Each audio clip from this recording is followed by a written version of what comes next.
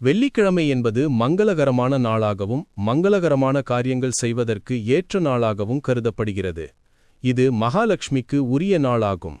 செல்வங்களை அள்ளித்தரும் சுக்கிர பகவானின் ஆதிக்கம் நிறைந்த நாளாகும். பொதுவாக வெள்ளிக்கிழமையில் செய்யப்படும் எந்த ஒரு வழிபாடும் செல்வ வளத்தை அள்ளித்தரக்கூடியதாகும். செல்வம் என்றதும் அனைவரும் பணம், பொருள் என்றுதான் நினைத்துக் கொள்கிறார்கள். ஆனால் அதைவிட முக்கியமானது நிம்மதி, மகிழ்ச்சி, குழந்தை பாக்கியம், திருமண பாக்கியம், ஞானம் போன்றவைகள்தான். இவைகளும் செல்வங்கள்தான். இவை அனைத்தும் கிடைத்தால் மட்டும் ஒருவரின் வாழ்க்கை முழுமையடையும். இதனால்தான் பெரியவர்கள் வாழ்த்தும் போது 16 விதமான செல்வங்களையும் பெற்று வாழ வேண்டுமென்று வாழ்த்துவார்கள். வெள்ளிக்கிழமையில் செய்யப்படும் சக்தி வழிபாடு எப்படிப்பட்ட வறுமையில் இருப்பவர்களுக்கும் கோடீஸ்வர யோகம் தரும். இந்த பூஜையை தொடர்ந்து செய்து வந்தால் வீட்டில் படிப்படியாக செல்வ வளம் உயர்வதை கண்கூடாக பார்க்க முடியும். இதற்கு வெள்ளிக்கிழமையில் ஒரு தாம்பாளம் எடுத்துக்கொள்ள வேண்டும்.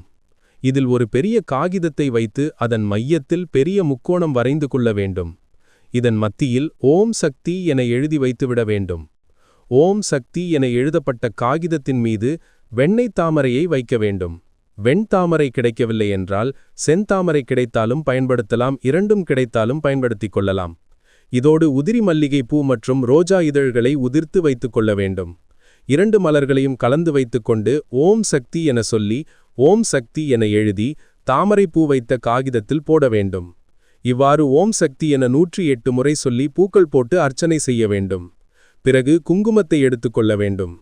தாழம்பூ குங்குமத்தால் செய்வது கூடுதல் சிறப்பு. இந்த குங்குமத்தை சிறிது சிறிதாக எடுத்து ஓம் என்று மட்டும் 14 முறை சொல்லி அந்த பூக்கள் மீது வைக்க வேண்டும்.